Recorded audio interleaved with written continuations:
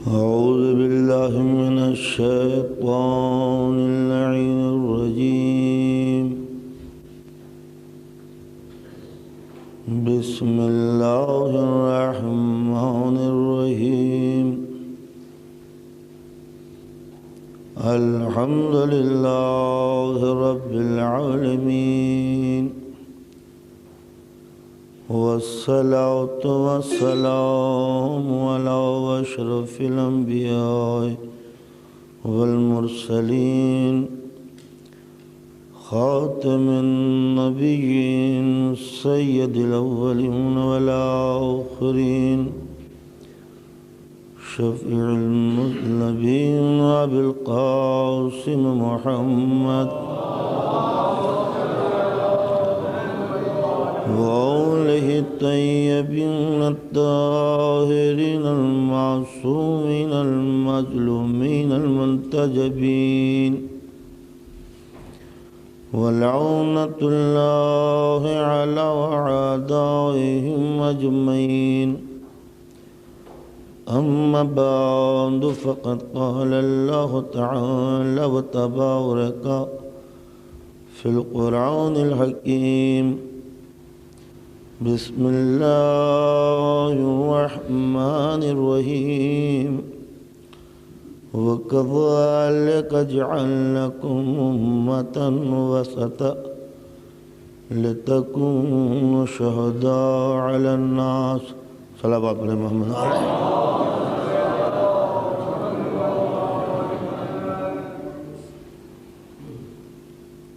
برادران ایمانی،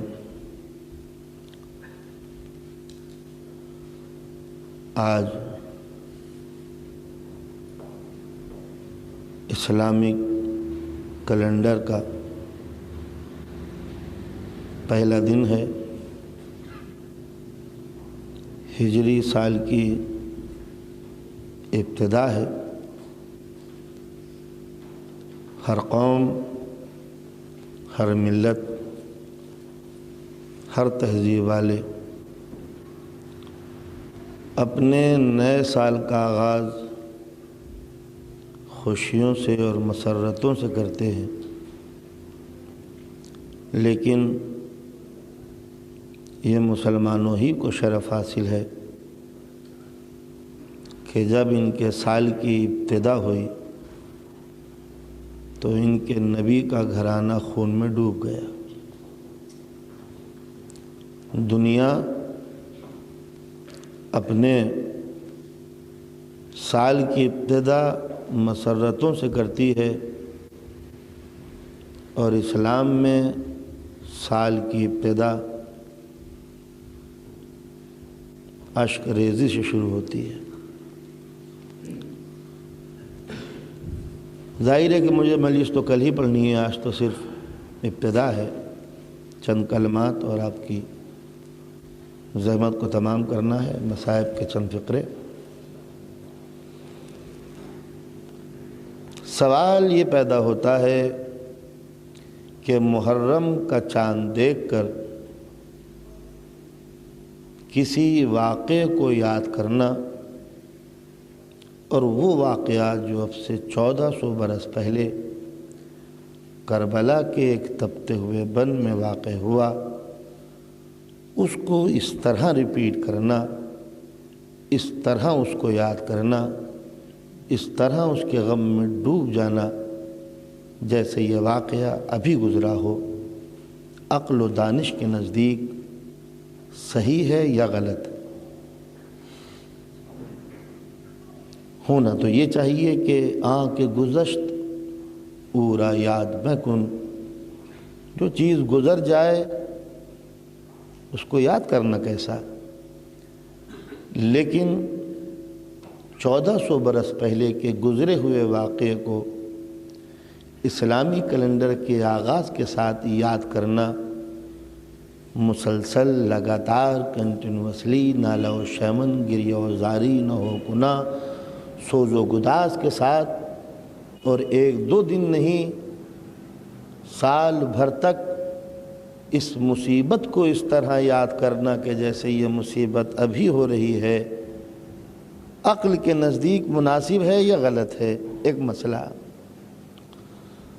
سوال یہ پیدا ہوتا ہے کہ 1400 برس پہلے جو واقعہ کربلا کے تپتے ہوئے بن میں گزرا، اس کو یاد کرنا عقل کے تقاضے کے نزدیک درست ہے یا صحیح ہے؟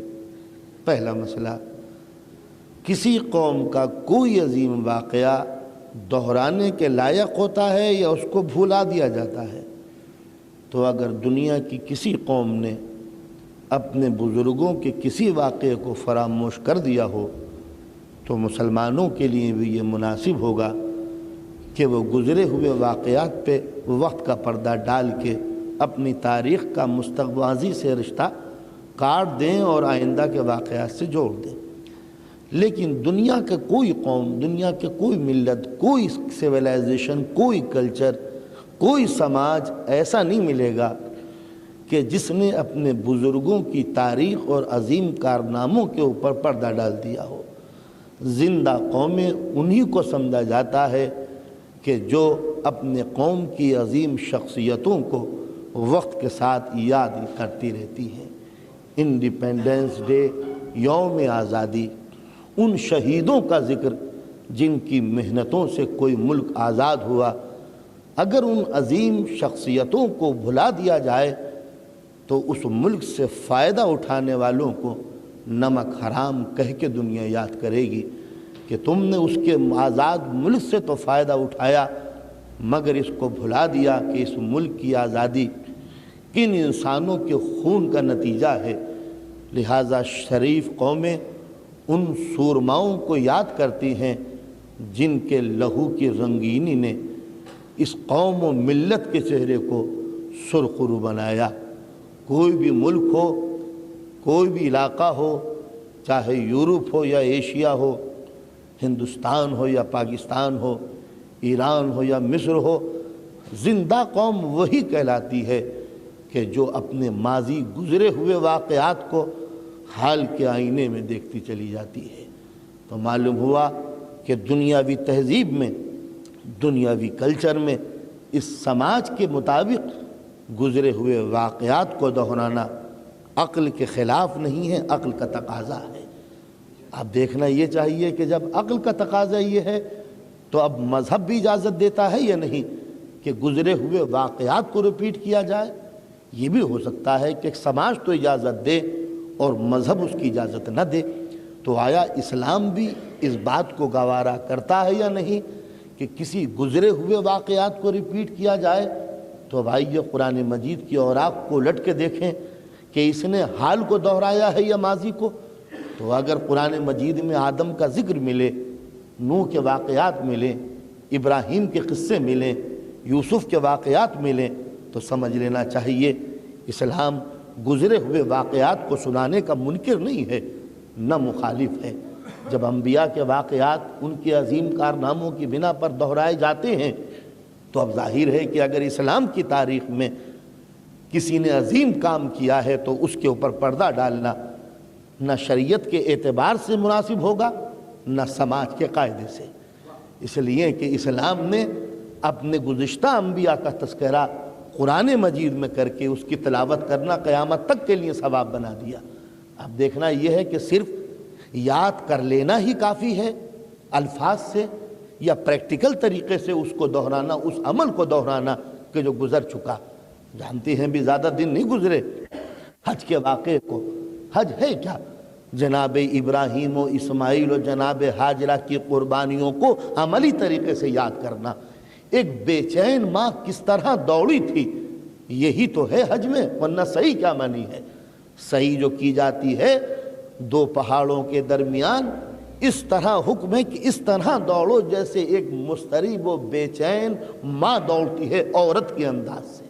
اب ظاہر ہے کہ ممبر پہ اس موشن کو نہیں دہرا سکتا، یعنی وہ کیفیت ظاہر ہو جائے کہ جس سے ایک ماں کی بے چینی کا پتہ چلے۔ یعنی اسی بے چینی کو جب پریکٹیکل طریقے سے دہرائیں گے تو اس کا نام ہوگا ایک حج کا حصہ، جس کو اگر کوئی مسلمان نہ کرے زندگی میں ایک بار تو گنہگار ہے۔ تو معلوم ہوا کہ اگر اسلام کی خاطر، خدا کی خوشنودی کی خاطر ایک ماں اپنے بچے کو پانی پلانے کے لیے دو پہاڑوں کے درمیان پریشان حال دوڑ رہی ہے، تو اسلام اس گزرے ہوئے واقعے کو ہر سال زندہ کرتا ہے اور اس کو زندہ کرنے کو عبادت جانتا ہے۔ تو پھر جب ایک ماں کے اضطراب اور بے چینیوں کا نقشہ کھینچنا اسلام میں حرام نہیں ہے، تو اگر کسی بے چین باپ کے ہاتھوں پر ننھا سا لاشا ہے اور وہ مقتل سے خیمے کی طرف، خیمے سے مقتل کی طرف جا رہا ہے، تو روز عاشور اس کا دہرانا نہ بدعت ہو سکتا ہے، نہ شرک ہو سکتا ہے، نہ حرام ہو سکتا ہے۔ تو اندازہ آپ نے لگایا کہ یہ واقعہ کربلا نہ اسلامی نقطۂ نظر سے، نہ سماجی نقطۂ نظر سے، نہ معاشرتی اعتبار سے، کسی بھی قاعدے سے نہ حرام ہے نہ خلاف عقل ہے۔ تو اب یہاں تک تو ذہن ساتھ دیتا ہے کہ اب سے 1400 برس پہلے کے گزرے ہوئے واقعات کو ہم دہرائیں گے، اس لیے کہ یہ ہمارے بزرگوں کا کارنامہ ہے، یہ ایک اسلام کی زندہ تاریخ ہے۔ اب دیکھنا یہ ہے کہ ان واقعات کو ہم خوش ہو کے یاد کریں یا غمزدہ بن کے یاد کریں، بس یہیں سے اختلاف کے دو دھارے شروع ہو جاتے ہیں۔ یہاں تک تو ہر عقل مند ساتھ آئے گا، چاہے وہ زبان سے کہے یا نہ کہے، مگر اسے ماننا ہی پڑتا ہے کہ کربلا میں جو بھی واقعہ گزرا وہ ایسا نہیں ہے کہ جس کو بھلا دیا جائے۔ تو جب یاد کیا جائے تو اب دو رخ ہیں یاد کرنے کے، خوش ہو کے یاد کیا جائے یا غم منا کے یاد کیا جائے۔ ایک یہ کہتا ہے ہاں یاد تو کرو مگر نیا لباس پہن کر، یاد تو کرو مگر سر میں تیل ڈال کر، یاد تو کرو مگر خوشیاں منا کر، یاد تو کرو مگر اچھل کود کر، یاد تو کرو آنکھوں میں سرما لگا کر، خوشبو لگا کر۔ ایک نظریہ یہ ہے کربلا کے واقعے کو اس طرح یاد کر کے رو کہ معلوم ہو کہ واقعاً یہ غمزدہ ہیں۔ یہیں سے دو دھارے ہیں، ایک نظریہ یہ کہتا ہے واقعات کربلا کو پڑھنا ہو تو خوش ہو کے پڑھو، ایک یہ کہتا ہے واقعات کربلا کو پڑھنا ہے تو رو کے پڑھو، اس طرح پڑھو کہ معلوم ہو کہ تم غمزدہ ہو۔ جب اختلاف پیدا ہوا تو اب دو ہی صورتیں ہیں، یا تو عقل سے پوچھو کہ کربلا کی مصیبتیں خوش ہو کے سننی چاہیے یا غمزدہ ہو کے سننی چاہیے، یا تو فیصلہ عقل پر چھوڑو، دل پر چھوڑو، یا فیصلہ رسول پر چھوڑو جس کے گھر آنے کا غم ہے۔ اگر یہ غم رسول کو خوش کر دے تو ہم بھی خوش ہوں گے، سنت رسول قرار پائے گا۔ لیکن اگر اس غم نے رسول کی آنکھوں میں آنسو پیدا کر دیے، اس غم نے آل رسول کو پریشان کر دیا، تو اب سنت رسول کا تقاضا خوش ہونا نہیں ہے، غم زدہ ہونا ہے۔ ظاہر ہے کہ واقعہ کربلا سن 60 ہجری میں ہوا۔ دیکھنا یہ ہے کہ کیا اس غم کی اطلاع رسول کو تھی یا نہ تھی۔ اگر اس غم کا پتہ رسول کو نہ تھا تو پھر نبی کے نبی ہونے میں ہمیں شک ہوگا۔ اس لیے جس رسول کو یہ پتہ ہے کہ آخرت میں کیا ہوگا، اس رسول کو یہ بھی خبر ہونی چاہیے کہ میری وفات کے 50 برس بعد کیا ہوگا۔ اس لیے کہ یہ 50 برس اسلام کی تاریخ کا ایک اہم موڑ ہے۔ کربلا کے اندر جو کچھ بھی ہوا اس کی ذمہ داری رسول کے دین پر ہے، کسی اور پر نہیں۔ اس لیے کہ امام حسین سے جو جنگ لڑی گئی وہ نہ تاج کے لیے لڑی گئی، نہ تخت کے لیے لڑی گئی، نہ دولت کے لیے لڑی گئی، وہ جنگ لڑی گئی صرف نبی کی دین کی آبرو کے لیے، وہ لڑی گئی دین کے آئین کے تحفظ کے لیے، وہ لڑی گئی خانہ کعبہ کے وقار کو بچانے کے لیے، وہ لڑی گئی قرآن مجید کی صحیح تفسیر کے تحفظ کے لیے۔ اگر یہ جنگ دولت کے لیے لڑی جاتی تو ہم کبھی حسین کا غم نہ مناتے۔ اس لیے کہ دولت پرستوں کو یاد کرنا عقل مندوں کا تقاضا نہیں ہے۔ اگر یہ جنگ حصول مملکت کے لیے لڑی جاتی، ملک کو فتح کرنے کے لیے لڑی جاتی، تو سینکڑوں تاریخ میں شہنشاہ ایسے ہوئے ہیں جنہوں نے اپنے سر تن کی بازی لگا کر ملک جیتنا چاہا، وہ خاک و خون میں لوٹ گئے، کوئی ہاتھ سینے پہ ان کے لیے نہیں جاتا۔ کتنے تاجور تھے جن کے تاج و تخت کھوئے گئے مگر کوئی ان کو یاد نہیں کرتا۔ کتنے گھرانے تھے جو بڑھتے ہوئے ظلم کے سیلاب میں بہہ گئے اور کوئی بھی ان کو یاد کرنے کے لیے تیار نہیں ہے۔ ہیروشیما پہ بم گرے، لاکھوں انسان مارے گئے، ذکر کر کے ہم تڑپ جاتے ہیں مگر رونے کے لیے تیار نہیں ہیں۔ بلووں میں ہزاروں انسان مارے جاتے ہیں، ان کی مصیبت سن کر ہم تڑپ جاتے ہیں مگر واقعات کو دہرانا ہمارے لیے کوئی ضروری نہیں ہے۔ لیکن کربلا کے اندر جو واقعات ہوئے وہ نہ تخت کے لیے ہیں، نہ تاج کے لیے ہیں، نہ دولت کے لیے ہے۔ ایک انسان اصولوں کے تحفظ کے لیے مارا گیا، ایک انسان اس لیے شہید کر دیا گیا کہ وہ اپنا ضمیر بیچنے کے لیے تیار نہ تھا، ایک انسان نے اپنا سب کچھ دے دیا صرف اس لیے کہ وہ نبی کے دین کو رسوا کرنا نہیں چاہتا تھا، ایک انسان نے جگر کے ٹکڑے دے دیے اس لیے کہ وہ قرآن کی توہین برداشت نہ کر سکا، ایک انسان بے وطن ہو گیا اس لیے کہ وہ رسول کے مقدس وطن کو خون میں ڈوبنا ہوا دیکھتا ہوا نہیں چاہتا تھا، ایک انسان خانہ کعبہ کے تحفظ سے محروم کر دیا گیا اس لیے وہ نہیں چاہتا تھا کہ فتنہ و فساد کی آگ خانہ کعبہ کے غلاف کو جلا کے خاک کر دے۔ تو ظاہر ہے کہ جس انسان نے مذہب کے اصول کی خاطر اپنا آرام، اپنا گھر، اپنا چین، اپنی اولاد، جگر کے ٹکڑے، مال و اسباب سب کچھ دے دیا ہو، اگر انسانیت نے اس کو بھلا دیا تو دامن شرافت میں پھر رہ کیا جائے گا؟ دنیا انسانیت کے نام کو تانا دے گی کہ جس انسان نے انسان کے سر کو بلند کرنے کے لیے اپنا سب کچھ دے دیا، انسان اس کے لیے 2 لمحے نہیں دے سکتا، 2 وقت نہیں دے سکتا کہ اس کے کارناموں کو صرف یاد بھی کر سکے۔ اس لیے کہ کربلا میں جو خونی واقعہ ہوا، کربلا میں جو شرافت قتل کی گئی، کربلا میں جو انسانیت و شرافت کا خون بہایا گیا، اس کی پوری ذمہ داری مسلمانوں کے اوپر ہے، اور صرف اس لیے کہ مسلمان دین میں رہ کر دین کو تباہ کرنا چاہتے تھے۔ لیکن ظاہر ہے کہ جس نے سب کچھ دیا وہ نبی کے دین کے لیے مارا گیا، تو جب نبی کے دین کے لیے مارا گیا تو کیا نبی کو بھی اس کی خبر تھی یا نہیں کہ کوئی میرے دین کے لیے مارا جائے گا؟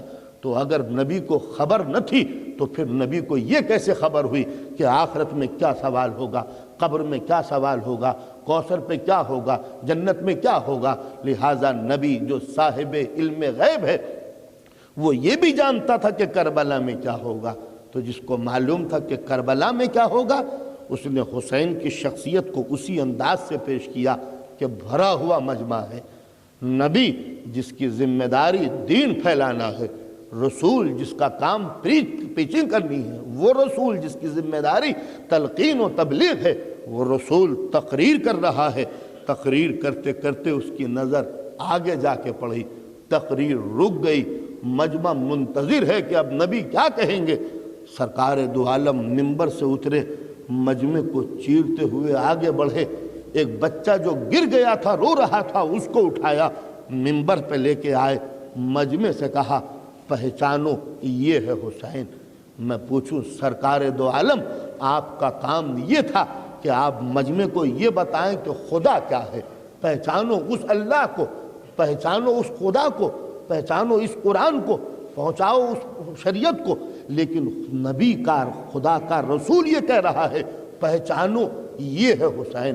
معلوم ہوا کہ اگر نبی کا کام صرف خدا کو پہچنوانا ہوتا تو منبر پر بیٹھ کر اپنے ڈیوٹی آور میں رسول کبھی یہ نہ کہتے کہ پہچانو میرے حسین کو، اس لیے کہ نبی جانتے تھے کہ جب تک کہ حسین کو نہ پہچانو گے خدا کو کیا پہچان سکو گے، لہٰذا رسول نے ایک ذریعہ بتا دیا، پہچانو میرے رسول کو، پہچانو میرے حسین کو۔ تو اگر حسین کو پہچاننا شریعت کے دائرے میں نہ ہوتا تو خدا کو ٹوک دینا چاہیے تھا، اے میرے نبی میں کسی حسین کا احسان لینے کے لیے تیار نہیں ہوں، تم میرے نبی ہو، تم خود بتاؤ کہ خدا کیا ہے، یہ کس کو پہچنوا رہے ہو کہ پہچانو میرے حسین کو؟ مگر آیت چپ ہیں، قرآن خاموش ہے، جبرائیل خاموش ہو جاتے ہیں، ایک لفظ نہیں کہا جبرائیل نے کہ نبی تم نے غلط کہا یا صحیح کہا، حسین پہچانو میرے حسین کو، صرف گود میں لے کے نہیں کاندھوں پہ بٹھا لیا، صرف کاندھوں پہ نہیں بٹھایا، حالت نماز میں پشت پہ بٹھا لیا۔ تو اگر گود میں بٹھاتے تو ہم سمجھتے کہ نانا کی گود میں نواسا ہے، ہم سمجھ لیتے کہ بیٹی کی محبت میں نبی نے بیٹی کے لال کو گود میں بٹھا لیا، لیکن جب حالت نماز میں نماز پڑھاتے وقت رسول نے حسین کو پشت پر بٹھایا اور اتنا طول دے دیا کہ پیچھے صحابہ کرام کی صفوں میں کھلبلی مچ گئی کہ آج یہ حضور کو ہو کیا گیا جو اتنا سجدے کو طول دے دیا۔ نہ جانے کتنے مضطرب سر تھے جو سجدوں سے بے چین ہو کر اٹھے، نہ جانے کتنے بے چین دل تھے جو تڑپ کے دیکھنے لگے کہ ماجرا کیا ہے۔ اب جو سر اٹھا کر دیکھا تو کچھ منظر اچھا نظر نہیں آیا۔ نبی کی پشت پر کوئی اور ہوتا تو شاید دیکھنے کے قابل منظر ہوتا، مگر پشت پر وہ ہے کہ جس کو دیکھنا کوئی زیادہ لائق بات نہیں تھی، تو پھر سجدے میں سر رکھ دیا۔ نماز کے بعد پریشان حال مجمع پوچھتا ہے اللہ کے رسول آج ہو کیا گیا تھا جو سجدے کو اتنا طول دے دیا؟ مجمع کا یہ پوچھنا کہ ہو کیا گیا تھا یہ خود ثبوت تھا، گویا جیسے مجمع کو معلوم نہیں ہے کہ کیوں دیر ہوئی۔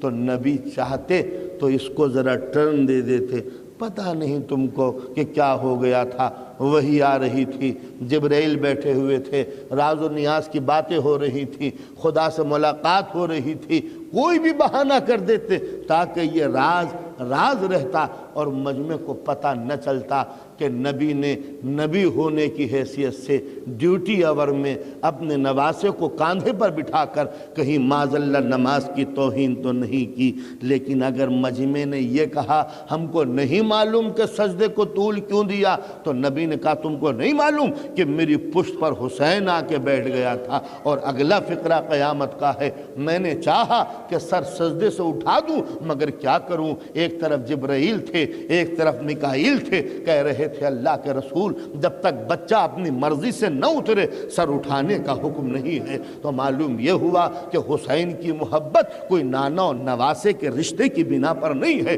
کوئی یہ نہ کہے کہ نبی کی ایک بیٹی تھی اس بیٹی کا یہ بیٹا تھا، لہٰذا یہ بلڈ ریلیشن کی بنا پر نبی نے اپنے نواسے کو کاندھے پہ بٹھایا تھا۔ نہیں، یہ تو حسن اتفاق بائی چانس ایک بات تھی کہ جس کو قدرت نے شہید بنایا تھا اس کو نواسہ بھی بنا دیا، جس کو معبود نے امام بنایا تھا اس کو بیٹی کا بیٹا بھی بنا دیا، جس کے ذریعے سے دین بچانا تھا اس سے دل کی دھڑکنیں بھی وابستہ ہو گئیں۔ یہ تو ایک چانس تھا، قدرت کا انعام تھا نبی کے اوپر کہ لوگ کس شہید کو تم کاندھوں پہ بٹھاؤ گے، جو شہید ہے وہی نواسہ بھی ہوگا۔ صلوات علی محمد و آل محمد۔ تو اب ظاہر ہے کہ حالت نماز میں جس کو سجدے کو طول دیا جا رہا ہے اس کو دوش پر بٹھا کر کاندھوں پر بٹھا کر گود میں لے کر زبان کو چسا کر پبلک کو بتا رہے ہیں پہچانو یہ ہے میرا حسین، تو اس کی حیثیت ثانوی سیکنڈ پوزیشن نہیں ہو سکتی کہ یہ نبی کا نواسہ تھا اس لیے قابل عزت ہے۔ نہیں، وہ نواسہ بعد کو تھا، پہلے وہ امام تھا۔ تو جب امام تھا تو اس کی حیثیت مذہبی ہے، شریعت کے دائرے میں ہے۔ اب رسول پر بھی ضروری ہے کہ وہ اپنے اس حسین سے محبت کرے کہ جس کی شہادت کا رنگ ان کے دین کی آبرو کو بچا لے گا۔ اس لیے رسول نے کہا حسین منی و انا من الحسین، اسی واسطے کبھی کہا فاطمہ تو بزت منی، فاطمہ میرا ایک قصہ ہے، کبھی کہا علی منی و انا من ہو، میں علی سے ہوں علی مجھ سے ہے۔ یہ ساری باتیں اس لیے نہ تھی کہ یہ داماد تھا یا وہ بیٹی تھی یا وہ نواسے تھے یا وہ بیٹی کے بیٹے تھے، اس لیے نہیں کہ ان سے کوئی خونی لگاؤ تھا۔ خونی لگاؤ کا اسلام میں کوئی احترام نہیں ہوتا۔ بیٹا ناخلف ہو تو ڈبو دینے قابل ہوتا ہے، بیوی نالائق ہو تو قابل لعنت بن جاتی ہے قرآن مجید کے اصول سے۔ تو اسلام نے جن نواسوں کی محبت کا حکم دیا ہے اس لیے نہیں کہ وہ خونی رشتے کی بنا پر قابل احترام ہو گئے تھے، جیسے منسٹر کا بیٹا قابل تعظیم بن جاتا ہے، لیڈر کا بیٹا کوئی بھی ہو چاہے لائق ہو یا نالائق ہو، پبلک اس کے پیچھے چلنے لگتی ہے اس لیے کہ اقتدار کی زمام اس کے باپ کے ہاتھوں میں ہے۔ مگر شریعت نے یہاں کس قدر نازک احساسات کا سہارا لیا کہ دیکھو اس لیے یہ قابل عظمت نہیں ہے کہ یہ نبی کا نواسہ ہے، اس لیے قابل عظمت ہے کہ اس کی شہادت ہی اسلام کی آبرو ہے۔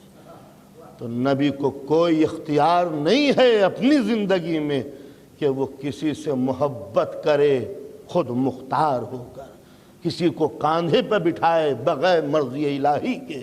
اس لیے جب قدرت نے یہ کہہ دیا میرا رسول کچھ نہیں ہے سوائے نبی کے، وَمَا كَانَ محمد الا رسول، میرے نبی کو کچھ نہ سمجھنا سوائے رسول کے، یہ ہر حالت میں رسول ہے۔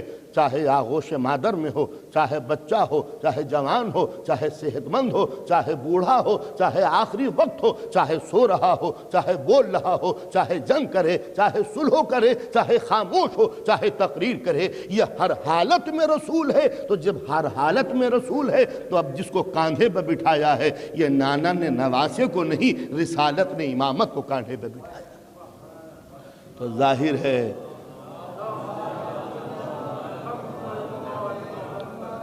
تو جب یہ رشتے ہوئے کہ حسین منی وانا من الحسین، علی منی وانا منہ، فاطمہ تو بزت منی، فاطمہ میرا ایک حصہ ہے، علی مجھ سے ہے میں اس سے ہوں، حسین مجھ سے ہے میں اس سے ہوں، یعنی اگر میں نہ ہوتا تو حسین بھی نہ ہوتا، اور اگر حسین نہ ہوتا تو پھر میں بھی نہ ہوتا۔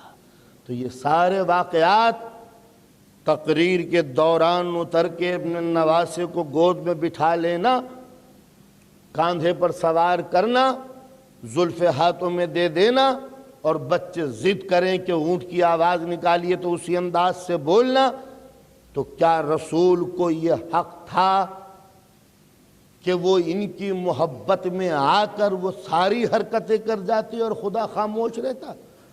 اس لیے کہ جب قدرت یہ کہہ رہی ہے وَمَا يَنْتَقُ عَنِ الْهَوَىٰ إِنْ هُوَ إِلَّا وَحْيٌ يُوحَىٰ، میرا نبی زبان نہیں کھولتا جب تک کہ میرا حکم نہ ہو جائے۔ وَمَا رَمَيْتَ إِذْ رَمَيْتَ وَلَكِنَّ اللَّهَ رَمَىٰ، میرا نبی اگر ہاتھوں سے کنکریاں پھینکے تو یہ میرے نبی کی حرکت نہیں ہے، یہ تو ہمارا اشارہ ہے۔ وَمَا تَشَاءُونَ إِلَّا أَن يَشَاءَ اللَّهُ، ان کے دل میں کوئی تمنا انگڑائیاں ہی نہیں لیتی مگر جب تک کہ ہم وہی نہ کریں یا ہماری مرضی نہ ہو۔ تو ظاہر ہے جس رسول کی پوری زندگی معبود کے حکم کے سانچے میں ڈھلی ہوئی ہو، وہ خود مختار ہو کر اپنی مرضی کے تحت اپنے محبت سے مروب اور مغلوب ہو کر کسی نواسے کو کاندھے پہ نہیں بٹھا سکتا۔ اسلام کی تاریخ کا ایک واقعہ ہے کہ نبی نے ایک جملہ کہہ دیا تھا، ایک سینٹنس کہہ دیا تھا، اس لیے نہیں کہ وہ کہنا چاہتے تھے، اس لیے تاکہ دنیا سمجھ لے کہ نبی خود مختار نہیں ہے، خدا کے حکم کا ماتحت ہے۔ نبی ایک بیوی کے گھر گئے، انہوں نے شہد پلایا جناب ام سلمہ، یہ شہد پی کے آئے اور انہوں نے اپنی بیوی کی تعریف شروع کر دی کہ سبحان اللہ، ام سلمہ نے جو شہد پلایا ہے وہ بڑا شیریں، بڑا میٹھا، بڑا لذیذ، بڑا اچھا ہے۔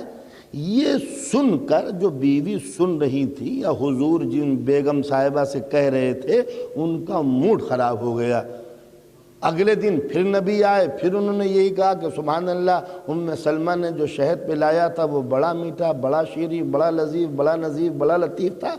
اس کو سن کر پھر موڈ خراب ہو گیا۔ نہ جانے حضور کو بھی کیا سوجی کہ روز شہد کا ذکر ان کے سامنے کریں، شہد کا ذکر اور منہ کڑوا ہو جائے ان کا۔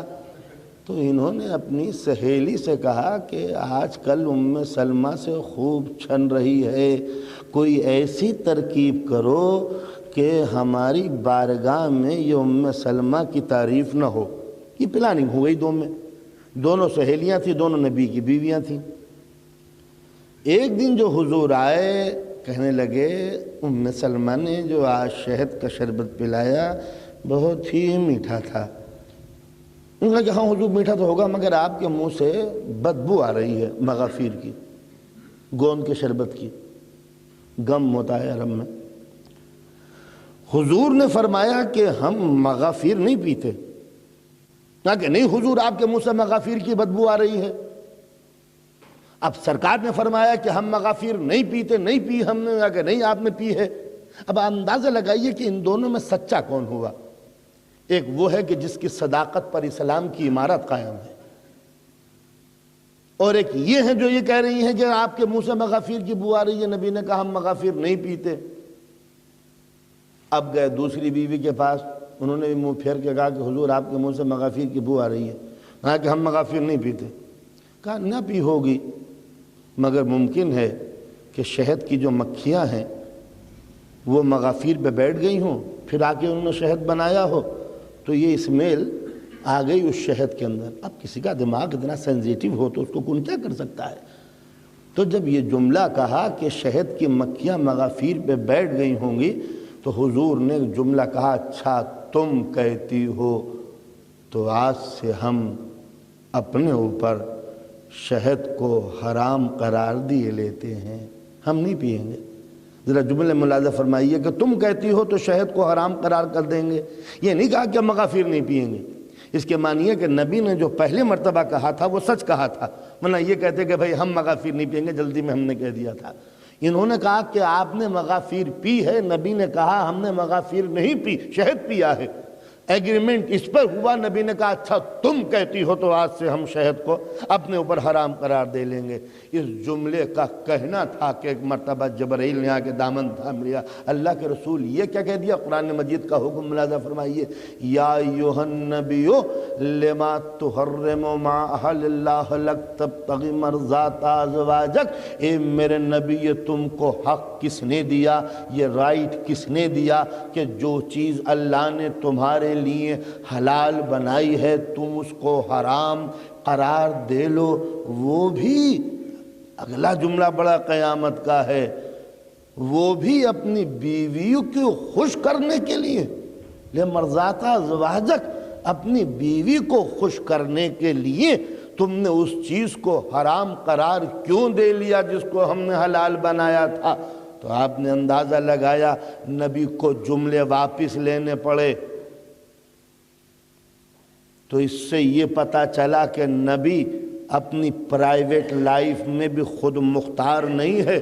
ظاہر ہے کہ اندرونی بات تھی، نبی کس طرح 11 بیویوں کو کنٹرول کر رہے ہیں، اس پالیسی کو آؤٹ کرنا کوئی مصلحت سمجھ میں نہیں آتی۔ اس واقعے کا قیامت تک پڑھا جانا یہ بھی کوئی خوبی کی بات نہیں ہے، اس لیے کہ جن باتوں کا پبلک کو پتہ نہ تھا قرآن مجید میں ذکر آ کر وہ ہمیشہ کے لیے پتہ چل گیا کہ نبی نے اپنی بیویوں کی خوشنودی کی خاطر ایک چیز کو حرام قرار دے لیا تھا۔ مگر بندہ پرور اس سے یہ پتہ چلا کہ نبی گھر میں ہو یا باہر ہو خود مختار نہیں ہے۔ اگر نبی اپنی مرضی سے کوئی جملہ کوئی سینٹینس کہہ بھی دے تو قرآن روک دیتا ہے، جبرائیل منع کر دیتے ہیں، حکم الہی آ کر نبی کو روک دیتا ہے۔ تو زندگی میں ایک جملہ کہا تھا جو قرآن نے ٹوک دیا۔ نبی زندگی بھر ایک فقرہ کہتے رہے، حسین منی و انا من الحسین، فاطمۃ بضعۃ منی، علی منی و انا منہ۔ اگر یہ سارے سینٹینس، یہ تمام حدیث ہے، یہ تمام فقرے اگر خدا کی مرضی کے خلاف تھے تو قرآن نے کیوں نہ ٹوکا؟ پروردگار عالم نے منع کیوں نہ کیا؟ جبرائیل نے آ کے یہ کیوں نہ کہا رسول تم اللہ کے محبوب ہو، تمہیں یہ حق نہیں ہے کہ تم کسی کو محبوب بناؤ یا کسی کو کاندھے پر لیے پھرو؟ تو معلوم ہوا نبی کا زندگی بھر حسین سے محبت کرنا یہ کوئی پرائیویٹ بات نہ تھی، بلکہ یہ حکم خدا سے تھی کہ میرے نبی تم اس نواسے کو نہیں میرے امام کو کاندھے پہ بٹھا دو۔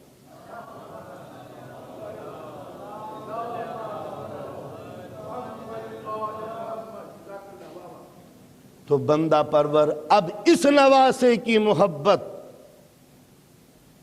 اب یہ شریعت کے دائرے میں ہے کہ جس طرح قرآن سے محبت کرنا اسلام، کعبے سے محبت کرنا اسلام، مدینے سے انسیت رکھنا اسلام، نماز کا پڑھنا دین، اسی طرح اس نواسے کی محبت بھی اب شریعت کے دائرے میں ہے۔ تو اب دیکھنا یہ ہے کہ اس رسول کو جو قیامت تک کے لیے شریعت اور دین لے کے آیا ہے، کیا اسے یہ خبر تھی یا نہ تھی کہ جس نواسے کو کاندھے پہ بٹھا رہے ہیں وہ کوئی غلط کام کرے گا؟ اس لیے کہ جن کا نظریہ یہ ہے کہ معاذ اللہ خاکم بدہن، امام حسین نے اس زمانے کے امیر کی بیعت نہ کر کے غلطی کی تھی، تو رسول کو کوئی حق نہ تھا کہ جو 50 برس کے بعد امام غلطی کرنے والا ہو اس کو کاندھے پہ بٹھا لیں یا اس کو سجدے کو طول دے دیں۔ اس لیے کہ سجدے میں کاندھے پہ بٹھانا یہ اس اس بات کی ضمانت ہے کہ دنیا ادھر سے ادھر ہو سکتی ہے مگر حسین کی عصمت میں کوئی فرق نہیں آئے گا۔ اس لیے کہ قدرت کو یہ ٹوک دینا چاہیے تھا کہ میرے نبی جس بچے کو تم کاندھے پر بٹھا رہے ہو وہ 40 برس کے بعد یہ ہنگامے کرے گا کہ یزید جیسے نیک مسلمان خلیفہ سے جا کے وہ جنگ کرے گا۔ قدرت کو ٹوک دینا چاہیے تھا مگر ارباب کرم اسلام کی تاریخ گواہ ہے کہ حسین پیدا نہ ہوئے تھے جو رسول نے حسین کا غم منانا شروع کر دیا۔ یہ بچہ پیدا ہوا تو سب سے پہلے ولادت کی خبر جب ملی تو نبی نے حسین کی شہادت کا ذکر کیا، میری بیٹی یہ تیرا لخت جگر کربلا میں شہید ہوگا۔ نبی بھی رو رہے ہیں، فاطمہ بھی رو رہی ہیں، مجمع کے سامنے نبی بچے کو گود میں لیے بیٹھے ہیں اور ایک مرتبہ کہتے ہیں اے مسلمانوں پہچانو میرے اس حسین کو اور خدا لعنت کرے اس شخص پر جو میرے بچے کو 3 روز کا بھوکا پیاسا شہید کرے گا۔ اے دوستو میری سمجھ میں نہیں آتا کہ جس چاہنے والے مجمع کے سامنے بیٹھ کر رسول یہ فرما رہے ہیں کہ میرے بچے کو ایک شخص ذبح کرے گا تو کوئی مجمع میں سے یہ نہیں پوچھتا کہ ذبح کرنے والا کون ہوگا۔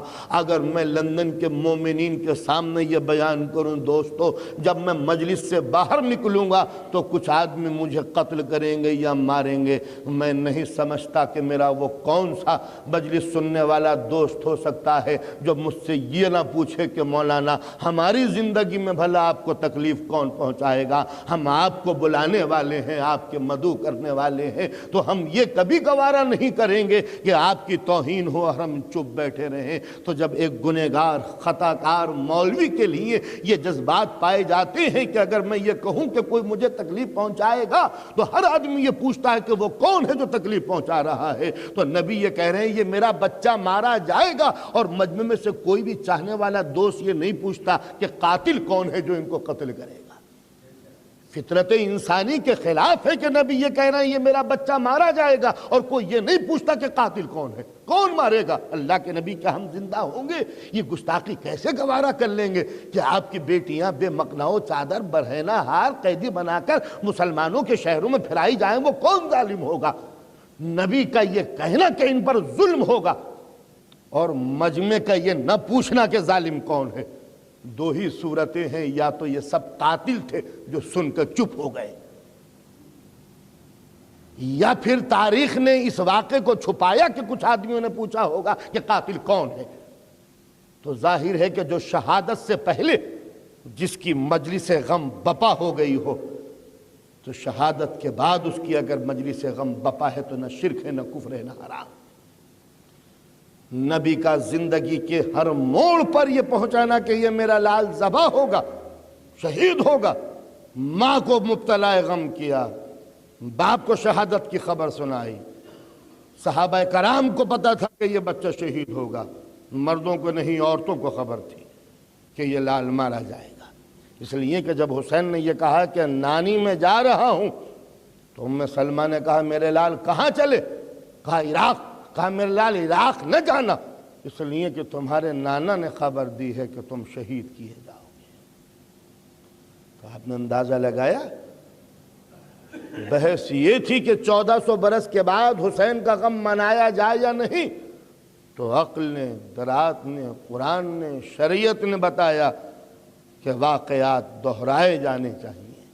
تو یہ غم خوشی سے منایا جائے، یہ واقعہ خوشی سے سنا جائے یا غم منا کر، تو اگر رسول نے یہ واقعہ مسکرا کے بیان کیا ہوتا تو اس ذکر کو دہرانا تبسم کے ساتھ ضروری تھا، لیکن جب گود میں لے کے رو رہے ہیں، فاطمہ کلیجے سے لگا کے رو رہی ہیں، علی مرتضیٰ غم منا کے رو رہے ہیں، تو اب کوئی یہ نہیں کہہ سکتا کہ اس واقعے کو خوش ہو کے منانا چاہیے۔ حسین مدینے سے چلے، ام سلمہ کے سامنے آ کے بیٹھے، نانی میں جا رہا ہوں۔ کہا میرے لال کہاں چلے؟ کہا عراق۔ کہا عراق؟ حسین ایک دن کا واقعہ ہے، بیٹھ جاؤ میں تمہیں سناؤں، تم چھوٹے سے تھے۔ تمہارے نانا کا یہ حکم کہ آج ہماری طبیعت ناساز ہے، کسی کو نہ آنے دینا۔ حسین وفادار بیوی ہونے کے ناطے میں در پر بیٹھ گئی، جو بھی صحابی آتا میں منع کر دیتی کہ آج حضور کی طبیعت ناساز ہے، کسی سے ملاقات نہیں کریں گے، سب چلے گئے۔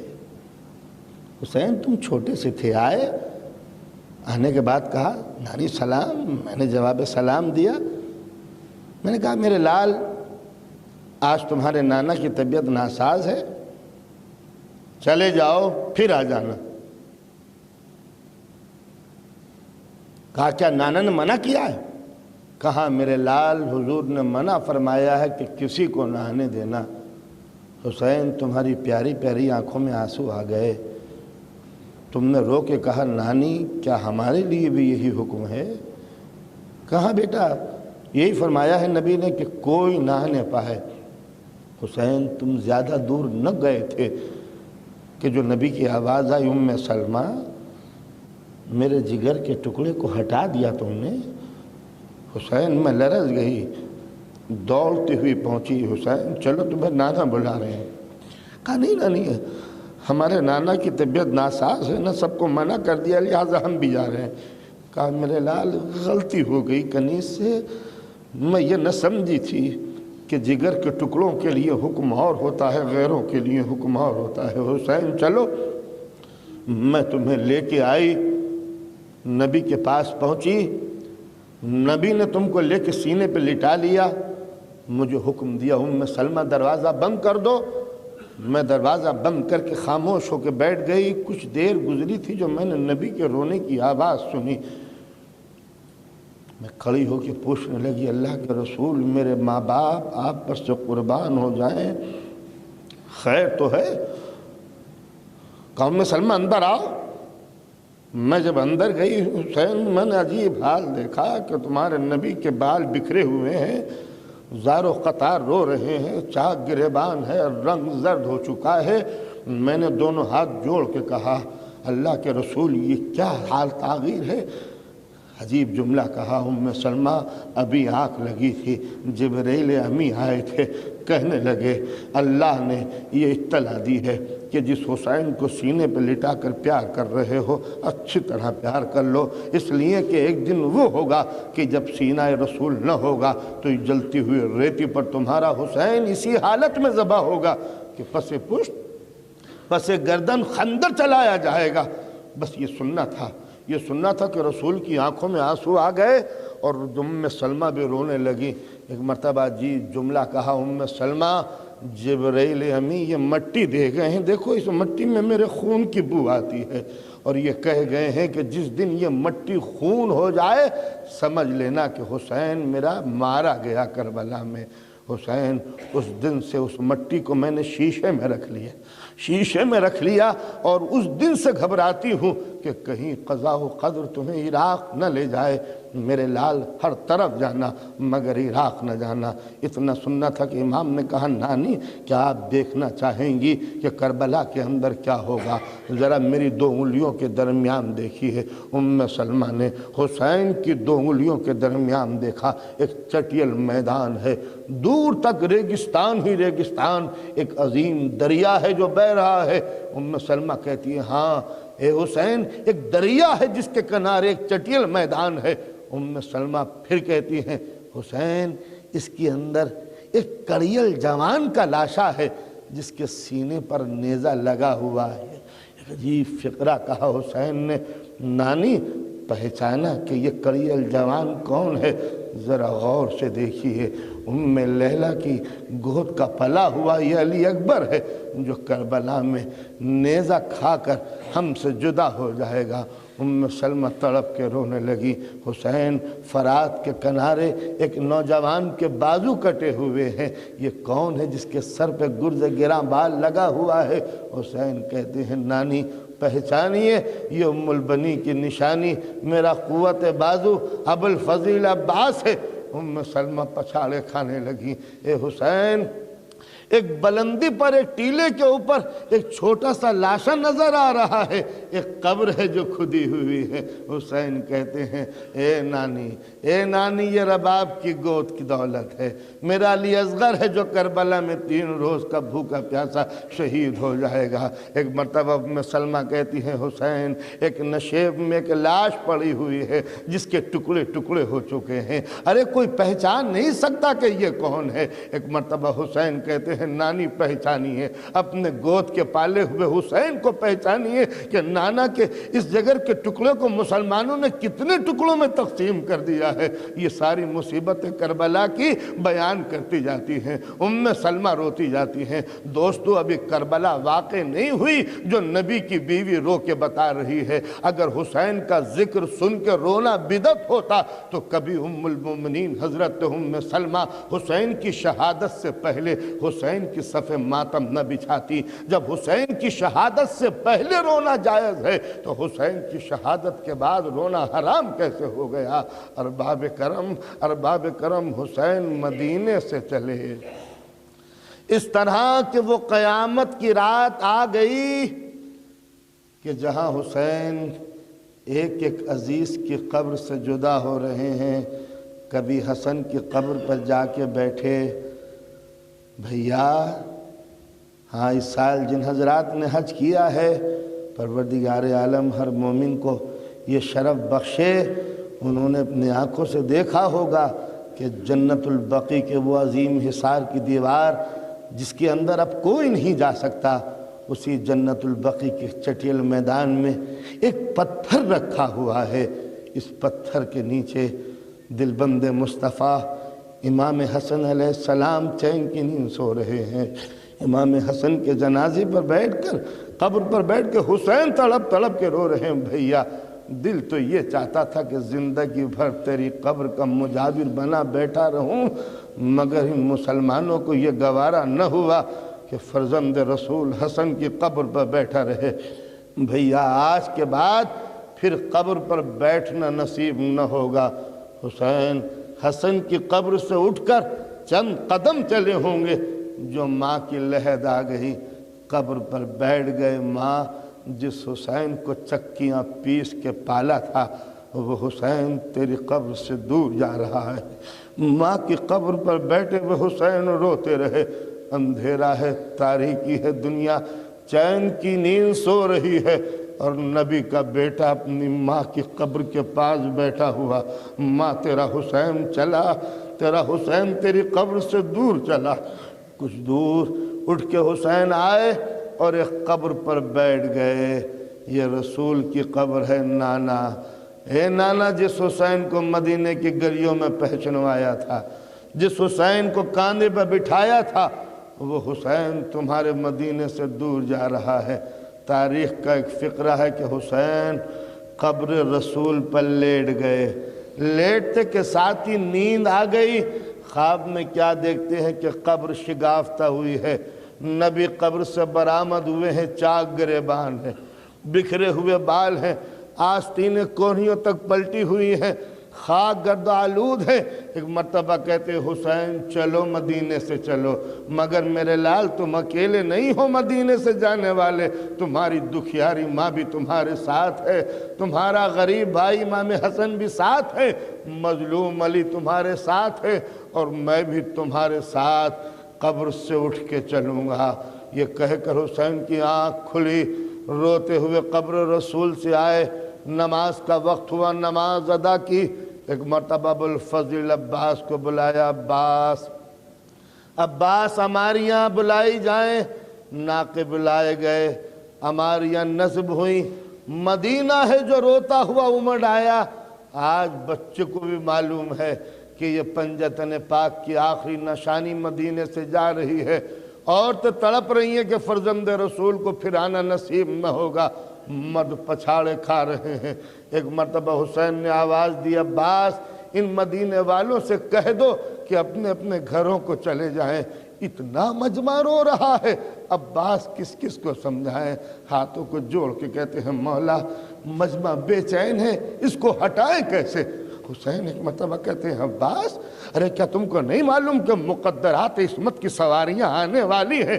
ہم یہ پسند نہیں کریں گے کہ زینب و کلثوم کے سروں پر کسی کی نظر پڑے۔ اے غیرت مند امام، آپ کو یہ گوارا نہ ہوا کہ زینب کی رضا پر مدینے والوں کی نظر پڑے۔ ہائے میرے مولا، دل پر کیا گزرا ہوگا کہ جب یہی زینب و کلثوم ہیں، یہی مسلمان ہیں، کوفے کا بازار ہے، ایک منادی ندا کر رہا ہے، یہ زینب ہے، یہ ام کلثوم ہے، یہ رباب ہے، یہ رقیہ ہے۔ عباس کا حکم ہوا، مجمع چلا گیا، چھوٹے چھوٹے بچے آ کے ہماریوں میں بیٹھ گئے، کنیزیں آئیں اور ہماریوں میں سوار ہو گئیں۔ ایک معظمہ آگے بڑھی، ایک مرتبہ حکم دیا جناب قاسم کو، میرے لال اپنی ماں کو سوار کرو۔ جناب قاسم نے ماں کو بٹھایا، پھر ایک معظمہ تشریف لائیں۔ حسین نے آواز دی علی اکبر اپنی ماں ام لیلہ کو سوار کرو۔ علی اکبر نے اپنی ماں کو عزت کے ساتھ بٹھایا، پھر ایک معظمہ تشریف لائیں، آواز دی علی اکبر ارے رباب کو عزت کے ساتھ بٹھاؤ۔ علی اکبر نے ماں کو بٹھایا، ایک ایک بی بی آتی رہی، کبھی علی اکبر کو، کبھی جناب قاسم کو، کبھی اون و محمد کو مولا حکم دیتے رہے۔ ایک مرتبہ ایک معظمہ تشریف لائیں، حسین نے آواز دی عباس ام کلثوم کو ہماری میں بٹھاؤ۔ عباس آگے بڑھے، علی کی بیٹی کو سوار کیا۔ تاریخ کہتی ہے ایک سب سے آخر میں ایک معظمہ گھر سے باہر نکلی، پردہ اٹھا تھا جو سر سے لے کے پیر تک برقعے میں ملبوس ایک معظمہ جمائی، جیسے قیامت آ گئی ہو۔ مولا کھڑے ہو گئے، علی اکبر، اون و محمد، اے عباس، اے قاسم، ارے چاروں طرف سے تم حلقہ کر لو۔ کوئی دو زانو ہو کے بیٹھا، کسی نے مہار ناکہ پکڑی، عباس ایک طرف کھڑے ہو گئے، قاسم پشت پر تھے، اون و محمد نے ماں کے نزدیک آ کر سلام کیا۔ حسین زینب کے بازو پکڑ کے ہماری کے نزدیک لائے۔ زینب نے ہماری میں قدم رکھا اور مڑ کر ایک مرتبہ اپنے ماں جائے کو دیکھا، جیسے کہہ رہی ہوں بھیا جس عزت کے ساتھ لیے جاتے ہو اسی عزت کے ساتھ پھر مدینے لے کے آنا، مگر عزادارو جس عزت کے ساتھ بیویاں گئی تھی پھر عزت کے ساتھ آنا نصیب نہ ہوا۔ آج رباب کو بٹھانے والے ہیں، کل رباب کو اتارنے والا کوئی نہ ہوگا۔ آج ام لیلہ کو سوار کیا ہے مگر کوئی سوار کرنے والا نہ ہوگا۔ ارے سب گئے اور آپ کوئی واپس نہ آیا۔ حد تو یہ ہے کہ رباب کی گود کا وہ 6 مہینے کا بچہ بھی تو واپس نہیں آیا۔ ارباب کرم، مصیبت جھیلتا ہوا یہ قافلہ مدینے سے چلا۔ راستے میں شام ہوئی، ایک دن مولا تشریف فرما ہے، کرسی پہ بار بار نظر اٹھتی جاتی ہے کوفے کی طرف، کچھ بے چینیاں بڑھ رہی ہیں، کبھی کرسی پہ بیٹھتے ہیں، کبھی ٹہلنے لگتے ہیں۔ ایک مرتبہ امام نے دیکھا کوفے کی طرف سے گرد اڑتی ہوئی آ رہی ہے۔ امام نے حکم دیا ابوالفضل عباس میرے بھائی ذرا جا کے دیکھو، شاید کوفے کی سمت سے کوئی قاصد آ رہا ہو۔ عباس آگے بڑھے، کوفے کی سمت سے آنے والے ایک سوار کو آواز دی، بھائی حکم معصوم یہ ہے کہ ملاقات کر کے جانا۔ گھوڑے سوار نے رخ کیا مولا کی طرف، مولا کو سلام کیا۔ امام نے پوچھا کہ بھائی کہاں سے آ رہے ہو؟ کہا مولا کوفے کی سمت سے۔ کہا کوفے کی سمت سے آئے ہو تو کیا میرے بھائی مسلم کی بھی کچھ خبر ہے؟ اتنا سننا تھا کہ آنے والے نے چاروں طرف نظر اٹھائی، مولا ذرا ان سب کو ہٹا دیجئے، آپ سے کچھ راز کی بات کہنی ہے۔ امام کہتے ہیں نہیں، ان سب کے سامنے بیان کرو کہ تم نے کوفے میں کیا دیکھا۔ ایک مرتبہ بیان کرنے والے نے زمین پر بیٹھ کر سر سے امامہ اتار دیا، مولا جب کوفے سے چلا تھا تو یہ منظر دیکھا تھا کہ مسلم کے پیروں میں رسی بندھی ہوئی ہے اور بچے مسلم کا جنازہ کوفے کے بازاروں میں گھسیٹ رہے ہیں۔ بس اتنا سننا تھا کہ بنی ہاشم کے نوجوان تڑپ گئے، ایک کوہرام مچ گیا، ارے سب نے ماتم کرنا شروع کیا، مسلم کی یاد میں رونا شروع کیا۔ مولا نے حکم دیا ارے ذرا کوئی زینب کو آواز دے۔ جناب زینب کو بلایا گیا، زینب کو مسلم کی سنانی سنائی اور ایک مرتبہ کہتے ہیں زینب ذرا مسلم کی بچی کو بلا لو۔ جناب زینب گئیں، مسلم کی بچی کو لے کے آئیں۔ امام نے بچی کو سینے سے لگایا، پیار کیا۔ سکینہ کی سہیلی تھی لہذا سکینہ بھی پہلو میں کھڑی ہوئی ہے۔ ایک مرتبہ مولا نے حکم دیا، زینب ہم چاہتے ہیں کہ اس بچی کو گوشوارے پہنا دیں، بندے اپنے ہاتھوں سے پہنائیں۔ زینب نے بندے لا کے دیے، اپنے ہاتھوں سے اس بچی کے کانوں میں بندے پہنائے۔ خاندان اہل بیت کی بچی ایک مرتبہ سر اٹھا کے کہتی ہے مولا سے، اے چچا کیا میں یتیم ہو گئی؟ ارے اس لیے کہ آپ تو اس طرح پیار کر رہے ہیں جیسے یتیموں کے ساتھ کیا جاتا ہے۔ اے مولا غضب ہو گیا، اس لیے کہ جب یتیم کے کانوں میں بندے پہنائے، سکینہ بھی پہلو میں کھڑی ہے۔ سکینہ کو اتنا احساس ہوا کہ جب کوئی بچی یتیم ہو جاتی ہے تو کانوں میں گوشوارے پہنائے جاتے ہیں، مگر مولا جب کانوں سے گوشوارے چھینے گئے اور سکینہ کے رخساروں پہ تماچے مارے تو سکینہ نے پلٹ کے کہا، رے کیا میں یتیم ہو گئی جو میرے کانوں کے گوشوارے چھین رہے ہو؟ اجرکم اللہ۔ عزاداران امام مظلوم، یہ پہلی کربلا کی مصیبت تھی جو حسین نے سنی۔ کوہرام بیویوں میں مچ گیا، ایک قیامت مچ گئی۔ ایک خیمے سے تڑپ تڑپ کے رونے کی آواز آ رہی تھی۔ ایک بیوی کہہ رہی تھی، اے فضا ارے جا کے ذرا میرے عباس کو آواز دے لے۔ فضا آئی اور ایک مرتبہ کہتی ہے، اے عباس ارے تمہاری بہن تم کو بلا رہی ہے۔ عباس گئے، ایک مرتبہ خیمے میں قدم رکھا، زوجائے مسلم نے سر اٹھایا۔ آپ کو معلوم ہے کہ مسلم کی بیوہ عباس کی سگی بہن تھی۔ اے بھیا تمہارے ہوتے ہوئے میں پردیس میں بیوہ ہو گئی۔ عباس نے ہاتھ قبضہ شمشیر پہ رکھا، اے بہن تیرے سہاگ کی قسم، جب تک کہ مسلم کے خون کا بدلہ نہ لے لوں گا چین سے نہ بیٹھوں گا۔ ادھر قسم کھائی تھی جو مولا نے کاندھے پہ ہاتھ رکھ دیا، اے عباس قسم نہ کھانا، میرے شیر قسم نہ کھانا۔ اے عباس تم کو کیا معلوم کہ کربلا سے پہلے ہی، کوفے سے پہلے ہی کربلا واقع ہوگی۔ ارباب کرم بس ایک مصیبت بیان کروں گا اور زحمت کو تمام۔ یہ قافلہ کربلا گیا، کربلا اجڑ گئی، اور جب 11ویں محرم کو سید سجاد کے ساتھ یہ قافلہ گیا تو ایک مرتبہ چلتے چلتے بیمار کربلا رک گئے۔ نظر اٹھائی، در کوفہ پر نظر جم گئی۔ زینب نزدیک آئیں، میرے لال خیر تو ہے؟ یہ کیا ہو گیا تمہارے رنگ کو؟ یہ جسم میں راشا کیسے ہے؟ سید سجاد کہتے ہیں، پھوپھی اماں بڑی مشکل منزل ہے، ذرا بیوہ مسلم کے بازو تھام لیجئے۔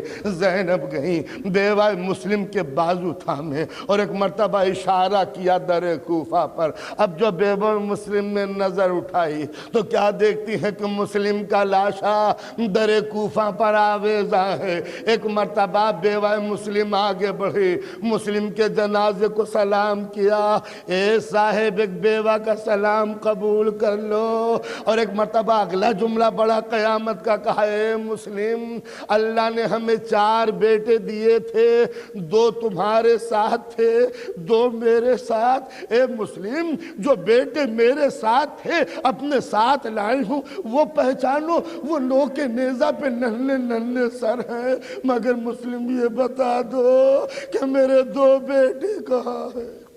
اجرکم اللہ خالد ولعنت اللہ للظالمین لیوم الدین اللہم اغفر للمؤمنین والمؤمنات والمسلمین والمسلمات الاحیاء منهم والاموات تعاون بیننا وبینہم بالخیرات انک مجیب الدعوات انک علی کل شیء قدیر۔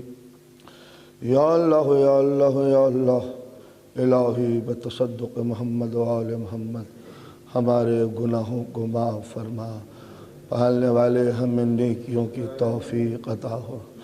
کریم سید سجاد کا واسطہ ہم میں جو بیمار ہوں ان کو شفائے کامل عطا فرما، پالنے والے جو بے اولاد ہوں علی اصغر کا تصدق ان کو اولاد نرینہ عطا فرما، پالنے والے ان کے کاروبار میں برکت عطا ہو، ان کی عزت و آبرو میں اضافہ ہو، ان کے جان و مال کو محفوظ رکھنا، پالنے والے اس ملک میں ہمارے مذہب کو، ہمارے شعار کو، ہمارے دین کو ہمارے ہاتھوں سے جانے نہ دینا، پالنے والے خدا نخواستہ ہم میں جو بے نمازی ہوں ان کو عبادت گزار بنا دے، جن پر حج واجب ہو چکا ہو اس کو اس مقدس فریضہ سبق دوش فرما۔ ماننے والے ہمارے مقامات مقدسہ کو ظالموں کی نگاہوں سے محفوظ کرنا، ہمارے بیٹوں کو علم و عمل سے ہمکنار کرنا، ہماری بیٹیوں کو عزت و آبرو عطا فرمانا۔ کریم ہم جب تک زندہ رہیں ہمارے دلوں میں محبت اہل بیت قائم ہو، اور جب ہمارا دم نکلے ہم تیرے نبی کی شریعت کے اوپر چلنے والے ہوں۔ کریم دنیا میں رہیں تو اہل بیت کا بن کے رہیں، اور جب اس دنیا سے گزریں تو اہل بیت کے ساتھ ہمارا حشر ہو۔ کہ کریم اب اس کا ظہور جلد ہو جو تیری آخری حجت ہے۔